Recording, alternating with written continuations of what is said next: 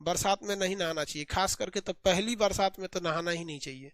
एगो हीरोइन गाना गा रही है, भीग जाने दे पहली बरसात में, भीग ससुरी खजुआट हो जाएगा तोरे भीग, बकलोल कहीं के। फिर साइंस तो पढ़वे की नहीं करेगी, समझ गए? देखे डॉक्टर के पास देखे तुरंत भागो। अगर महिलाएं ना हो तो 80% डॉक्टर बेरोजगार हो जाएगा।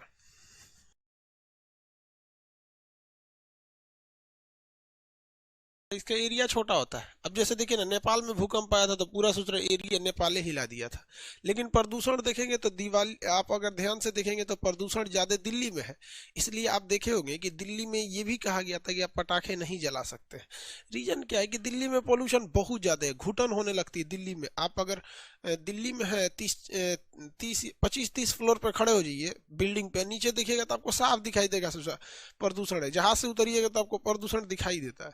और उसमें अगर बहुत ज्यादा पटाखे छोड़ दिए गए एक्सेस, तो क्या हो जाता है, एक्सेस पटाखे छोड़ दिए जाने से पोल्यूशन थोड़ा और बढ़ जाता है। इसलिए आप देखे होंगे दिल्ली और मुंबई में कहा जाता है कि पटाखे न जलाएं, पंजाब में कहा जाता है पराली न जलाएं। बाकी सब जगहों के लिए गाइडलाइंस नहीं आते हैं, क्योंकि बाकी ये जगह पर उतना प्रदूषण नहीं है। तो व्हाइट फूट पैरों में क्या होने लगता है, खुजली होने लगता है। तो हमारे अगल बगल में जितने भारत के जितने जगह हैं जो नदियों के किनारे कहीं न कहीं है, वहां के पानी में आर्सेनिक की मात्रा बहुत ज्यादा होता है।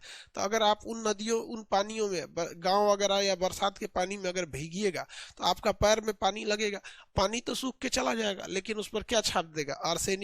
उस पर क्या छाप देगा भाई, आर्सेनिक छाप देगा। और जब कभी आर्सेनिक छाप दिया, बहुत ज्यादा जरूरत से ज्यादा आर्सेनिक अगर छाप दिया, तो आप समझ जाएंगे आपको क्या हो जाएगा, खुजली हो जाएगा, व्हाइट फूट हो जाएगा। खुजली यानी क्या हो जाएगा, व्हाइट फूट हो जाएगा।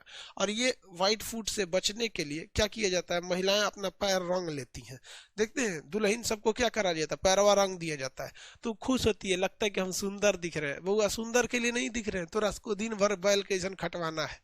पैरवा में दिक्कत हो जाएगा तो खटेगा कौन, इसलिए लाल रंग से रंग दो, कि उस रंग में के ऊपर आर्सेनिक की परत चढ़ जाएगी, रंग उतरेगा, आर्सेनिक उतर जाएगा, नहीं से उसको खजुआट हो जाएगा। महिलाओं को बस एक बहाना चाहिए, तनी सा कुछ हो गया, अरे बाप रे बाप, काम ना करेंगे, डॉक्टर के पास ले चले।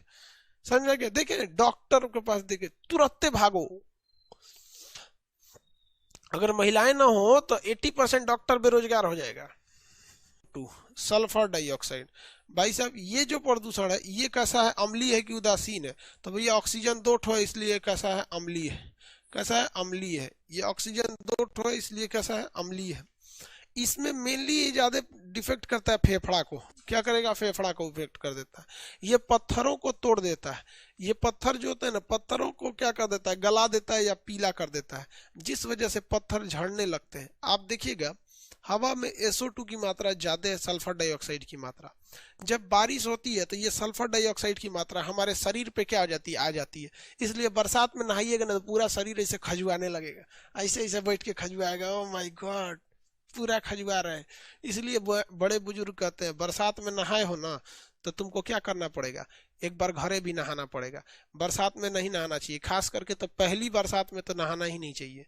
एगो हीरोइन गाना गा रही है, भीग जाने दे पहली बरसात में, भीग ससुरी खजुआट हो जाएगा तोरे भीग, बकलोल कहीं के। फिर साइंस तो पढ़वे की नहीं करेगी, भीग जाने दे पहली बरसात में। पहली बरसात में नहाएंगे तो 1 साल का कचड़ा आपके दहिये पे पोता जाएगा। तो उसी तरह हवा में क्या होता है, सल्फर डाइऑक्साइड होता है। ये सल्फर डाइऑक्साइड जो होता है SO2, ये बारिश के बाद आपके मकानों पर आ जाता है। तो कई मकान ऐसे होते हैं जो बाहर से सीमेंट के प्लास्टर नहीं किए गए रहते हैं, तो उनका ईंटा देखिएगा झड़ने लगता है, उनका ईंटा खदड़ खदड़ के झड़ने लगता है। आप इस चीज को देखे होंगे, गांव वगैरह में गौर कीजिएगा, ईंटा खदड़ के झड़ने लगता है।